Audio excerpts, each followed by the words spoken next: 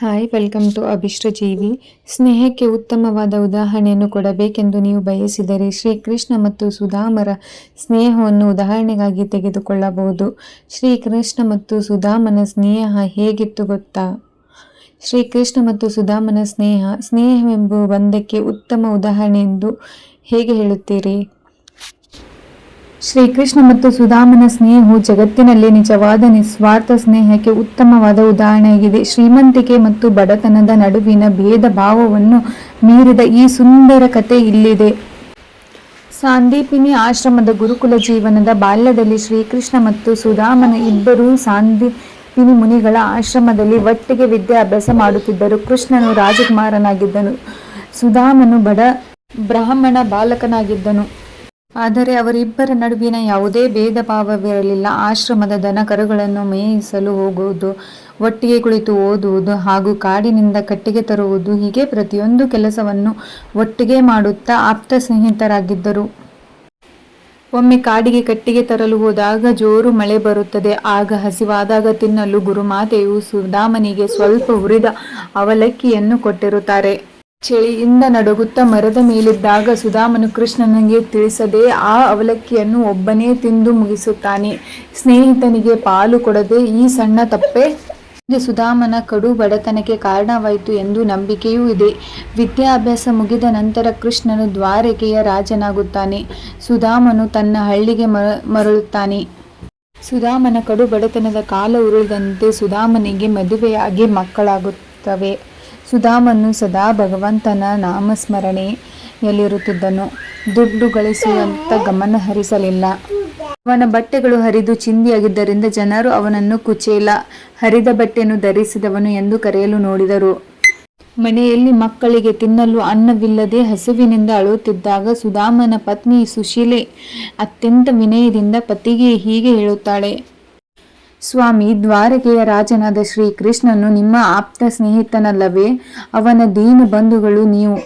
ಒಮ್ಮೆ ಅವರನ್ನು ಭೇಟಿಯಾಗಿ ನಿಮ್ಮ ಕಷ್ಟಗಳನ್ನು ಹೇಳಿಕೊಂಡರೆ ಖಂಡಿತ ಸಹಾಯ ಮಾಡುತ್ತಾರೆ.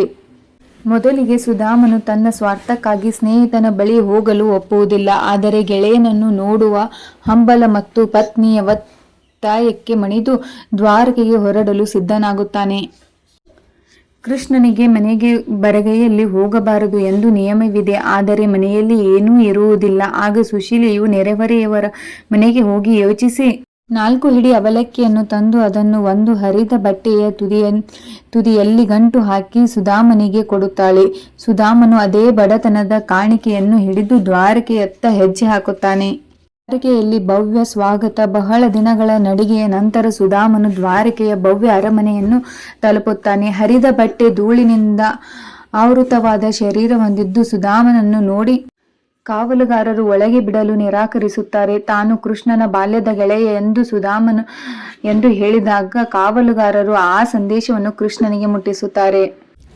ಸುಧಾಮ ಎಂಬ ಹೆಸರನ್ನು ಕೇಳುತ್ತಿದ್ದಂತೆಯೇ ಸಿಂಹಾಸನದ ಮೇಲಿದ್ದ ಕೃಷ್ಣನು ತನ್ನ ರಾಜ ಗಾಂಭೀರ್ಯವನ್ನೆಲ್ಲ ಮರೆತು ಬರಿಗಾಲಿನಲ್ಲಿ ಅರಮನೆಯ ಹೆಬ್ಬಾಗಿಲನತ್ತ ಓಡಿ ಬರುತ್ತಾನೆ. ತನ್ನ ಪ್ರೀತಿಯ ಗೆಳೆಯನನ್ನು ಗಟ್ಟಿಯಾಗಿ ಅಪ್ಪಿಕೊಳ್ಳುತ್ತಾನೆ. ಶ್ರೀಕೃಷ್ಣ ಮತ್ತು ರಾಣಿ ರುಕ್ಮಿಣಿಯು ಸುಧಾಮನನ್ನು ರತ್ನಖಚಿತ ಆಸನದ ಮೇಲೆ ಕುರುಳಿಸಿ ತಮ್ಮ ಸ್ವಹಸ್ತಗಳಿಂದ ಅವನ ಪಾದಗಳನ್ನು ತೊಳೆದು ಆ ನೀರನ್ನು ತಲೆಯ ಮೇಲೆ ಪ್ರೋಕ್ಷಿಸುತ್ತಾಳೆ. ಅರಮನೆಯ ವೈಭೋಗದ ನಡುವೆಯೂ ಶ್ರೀಕೃಷ್ಣನು ತನ್ನ ಬಡ ಸ್ನೇಹಿತನಿಗೆ ನೀಡಿದ ಗೌರವ ನೋಡಿ ಇಡೀ ದ್ವಾರಕೆಯೇ ಆಶ್ಚರ್ಯಪಡುತ್ತದೆ. ಅವಲಕ್ಕಿ ಲೀಲೆ ಮತ್ತು ಮಹಾಪ್ರಸಾದ. ಇಬ್ಬರು ಸ್ನೇಹಿತರ ಬಾಲ್ಯದ ನೆನಪುಗಳನ್ನು ಹಂಚಿಕೊಳ್ಳುತ್ತಾ ನಗುತ್ತಾ ಕೃಷ್ಣನು ನಗುತ್ತಾ, ಗೆಳೆಯ ತಂಗಿ, ನಿನ್ನ ಪತ್ನಿ ಹಾಗೆ ಏನು ಕಳುಹಿಸಿಕೊಟ್ಟಿದ್ದಾಳೆ ಎಂದು ಕೇಳುತ್ತಾನೆ.